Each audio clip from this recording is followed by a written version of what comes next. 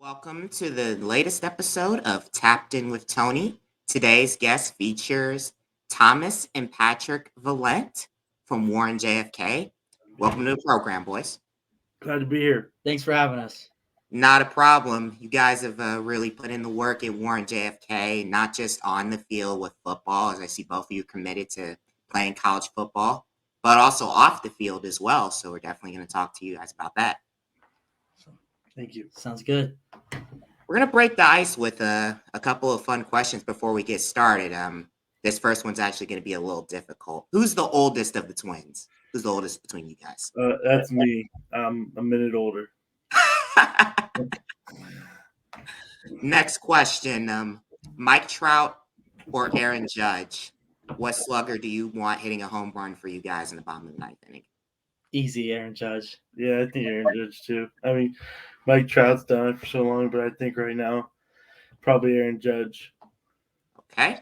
And for each of you, if you had a walk-up song, what would be your walk-up song and why?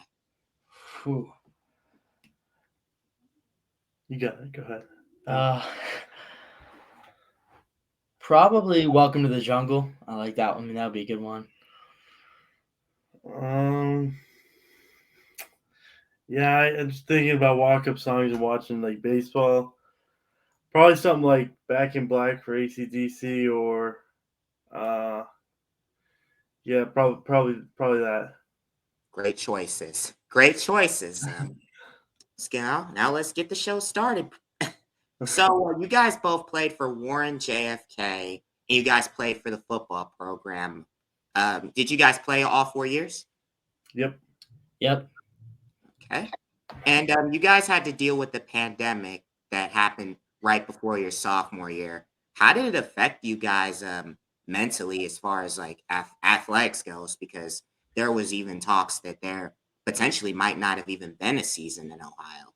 Yeah, I mean, personally speaking, from my pandemic experience, finishing up freshman year and then going on virtual learning right after that, I don't want to say it was like, I think for me, that was a big part of my development. And I don't want to say like it ended up being a good thing for me personally, especially my athletic development, being able to, when we stopped having school as a freshman, I was around 220 pounds. I played tackle my freshman year, and being able to, go home and like, I kind of had this realization when we hit the pandemic, like, I want to do this football thing. I want to put everything I have because I was playing basketball and I was worried about gaining too much weight with that.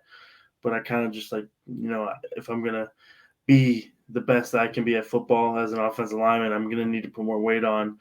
And I kind of just fully committed myself to, the weight room and, the diet part of it too. And I was able to put on around 60 pounds that year going into my sophomore year, which helped me tremendously. And, even with the uncertainty, just being able to, all you could do, all I was doing was going to school for like maybe an hour because it was all online. So just doing that. And then you just sat at home. Thankfully, we had another gym here at home we could work out with and running around the neighborhood, but that's all you could pretty much do is just work out all day. And it's part of that too is you got to put on weight, you have to worry about your diet too. So that was something I felt really helped me a lot. And then my sophomore year, I really felt like I made a big progression, and a lot of that I attested, being home because of the pandemic. So I think it actually helped me a lot. And, that's one of that 2020 year with that team, making that run to state is some of my fondest memories with my best friends. So that was a really special year for me. Yeah, I think that for me personally, that was the year, the 2019, 2020, around there is when I started my podcast. And mental health was a big topic early on. And for people that didn't have that human interaction, things like that is something I wanted to focus on and shed light on and tell people, these dark times won't last and everything will be okay. So aside from sports, that was something else that I did to really focus on and let people know that, there are people that are trying to combat this virus and that there are people that truly care. And like you said, we would work out here at home, do our schoolwork and things like that. And, I think we battled adversity through the season, wearing masks, doing different protocols, running with masks on, like really hard at times. And, our team stayed committed to what we knew we could do. And battling COVID and all the things and regulations and rules that you had to follow, being able to make a state run and, going that far. And even the day before the state game, we were supposed to play in Columbus, and we were at practice with all our bags packed and things like that. And they told us the game was going to be moved to Massillon. And so we were all planning to stay in a hotel, things like that. So, there was different changes, but you had to be able to, when change happened, you had to be able to adapt. And so I think that's something that we learned too as a team, and something that I'll be grateful for the rest of my life. You guys had 3 consecutive regional championship runs, especially and going to states in 2020 and 2022. What would you say is your favorite part about the deep runs you guys made in the past 3 years? I mean, like for me, like honestly, through all those years, once you make the playoffs, it's just like you got a goal in that state championship. But like with every win, for me, it was looking back on it, it was just special. You're buying yourself more time with those great friends and those great, you just make memories. So even as a sophomore, junior, senior, looking back now, with every playoff win, what was really special about it is you just got another week of practice with your best friends. And, I'm really grateful that we were able to, play in 2 state championships and 1 state semifinal and have those 3 regional championships, because, that just gave us a lot more time to make memories. And that's when the best memories were made, in those playoff runs and playoff practices towards the end of the year. And, I'm extremely grateful to have been able to be a part of that. For me personally, it was playing for the K. When I think about great teams in Ohio, I think it boils down to what are you playing for? And I think the teams like St. Ed's, us, teams like that, they're playing for something bigger than themselves. They're playing for a team. They're playing for a school. And for me, I was playing for a school, and that K on my jersey. For the 10 other guys around me, I was playing for them. And to me, to wear that jersey, the K, every Friday night and some Saturdays, it was everything to me. Those 4 years were great, and there's nothing that can replicate that. And especially, looking back on it, I wanted nothing more than to win a state championship. Nothing in this world. I worked so hard for it. And after we lost last year, it was rough for me. It was really rough because I'd been there twice, and I thought I was going to be able to do it. And just reflecting after that initial period, it's like the loss taught me more than I think a win would have. And I think God puts us in the situations where we may not understand it at first, but when we reflect back on it, he has a purpose and he has a reason. And so those losses made me a better person and made me more of who I can become.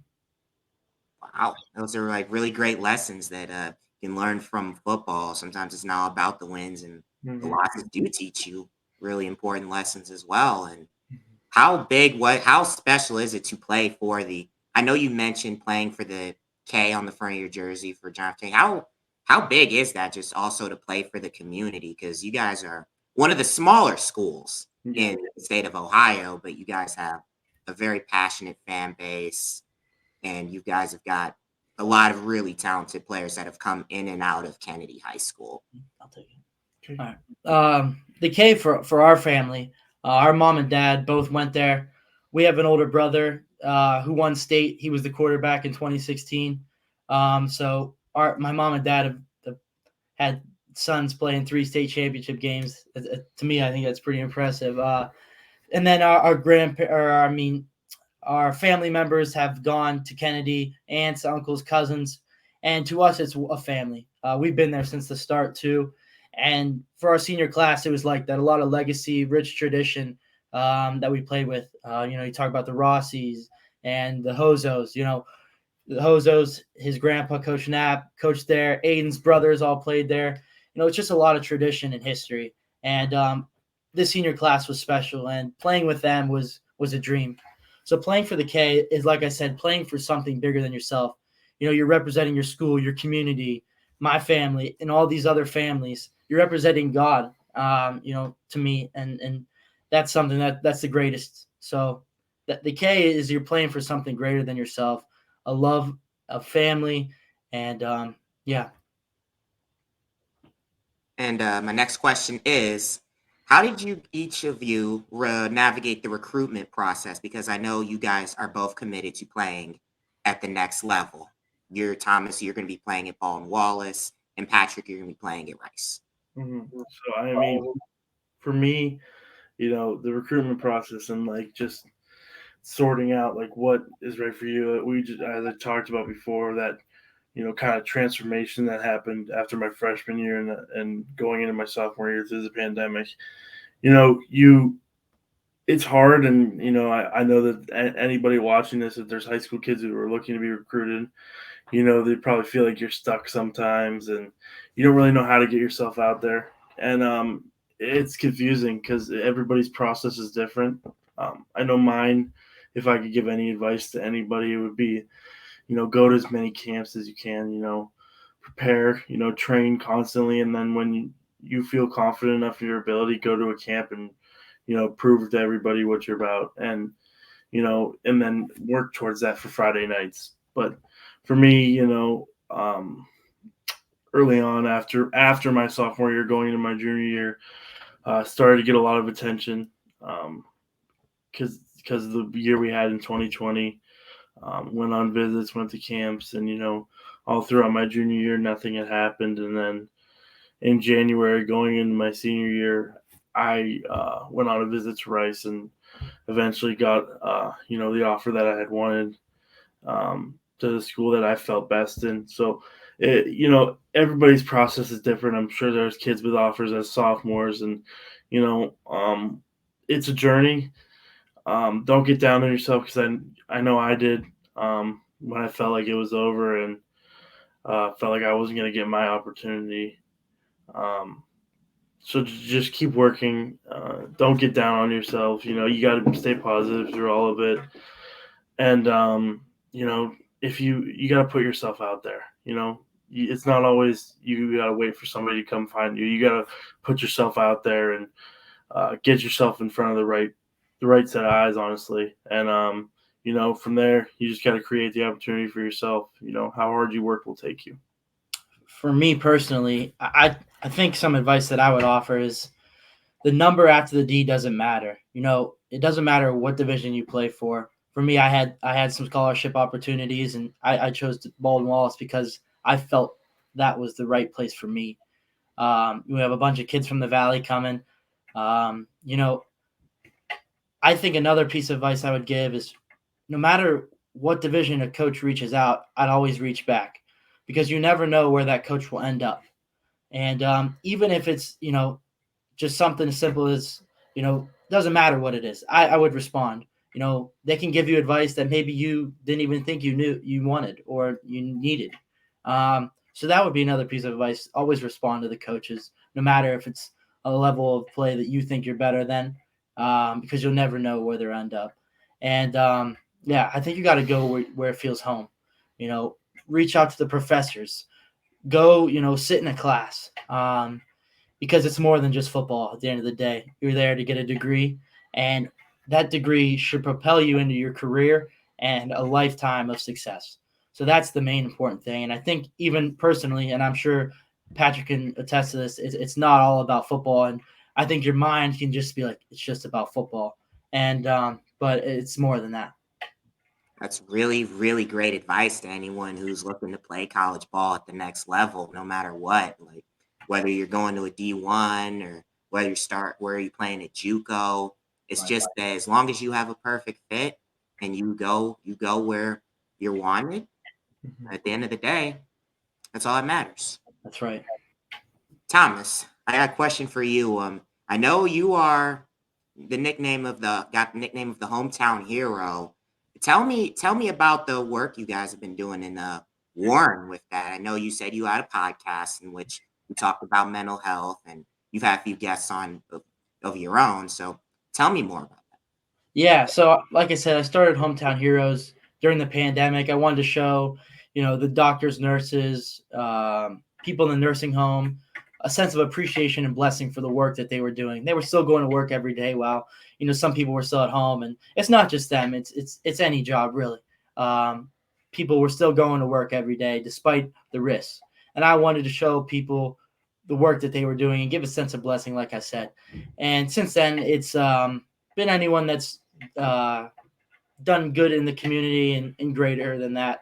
I took a little bit of break during the season, during the senior year, just to focus on that. But during that, I've extended it to more of a, go in the community and do things. That's my passion. I love doing that. I work closely with the Warren Family Mission, Sleep in Heavenly Peace, to name a few. And I just love going to help people because we need it right here in our own community in Warren and the Youngstown area. And to me, that's where I find joy. And it's not what I'm giving to them; it's what they are giving to me. There's no better feeling than that I get when I talk to people and just try to help people. And so I think that's my mission and passion in life. That's really awesome, and you've done a really a lot of good work with that, Thank you. especially in the area. Thank you. What are you guys going to be majoring in college? Me personally, business and finance, and hopefully on the track to get my master's within the years that I'm playing. For me, I'm still deciding. Maybe the communications podcast route, maybe a minor in sports management. Baldwin Wallace has a great sports management program, but also my lifelong goal has been to start a nonprofit, and I could see myself going that route for sure. It's awesome, and if you guys have any advice, feel free to or you got anything to plug or share, feel free to share it. Feel free to share any advice or anything like that to the audience. Yeah.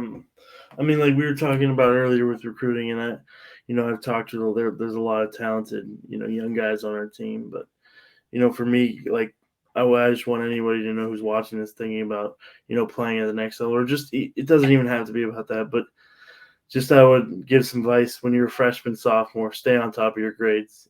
There's nothing you can do to replace those first 2 years. It's much easier to keep something going or get better on top of something. Let's build a foundation than to try and, bring a bad GPA up your junior and senior year when it's too late. So, those younger kids, man, it is important. So stay on that.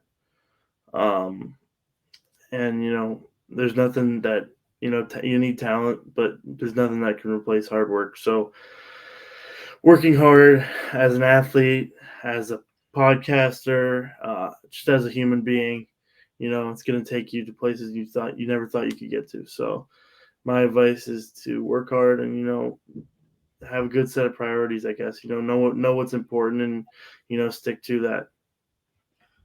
For me, I'm kind of I was never a good football player. My freshman year, I didn't play at all. And my sophomore year, I played a little bit of special teams, and I think I'm living proof that work will win. I worked really hard to get to where I am today. So that would be something that I would tell people in anything, not just football. Kids, if you have a goal, work will get you there. I my junior year, I didn't even win all conference, and my senior year, I was all first team all state. So, like I said, I'm living proof that work will win. But it's not about something I learned is it's not about what other people want for you. It's about what you want, and you have to go get it. It starts within you to go get it. So I would just tell kids that if you have a dream, don't think about what anyone says. Do it if you want to do it. Because when I started that podcast, I know a lot of people didn't understand it, especially my age. For a 15-year-old kid to start a podcast, it wasn't normal. So just go with what you think and work hard till you get it. That is amazing advice. And I, as a more recent podcaster myself, this podcast has been going on since January. I definitely agree 100%. It's never too late to follow your dream and go after it if you put the work. Amen. Thank you guys for coming on the show. If you're watching this on YouTube, make sure you hit the subscribe button below. And if you're listening to this on Spotify or any streaming service, make sure you download episodes and subscribe to the podcast for more interviews like this. Thank you guys for coming on the show. Thank you. Tony.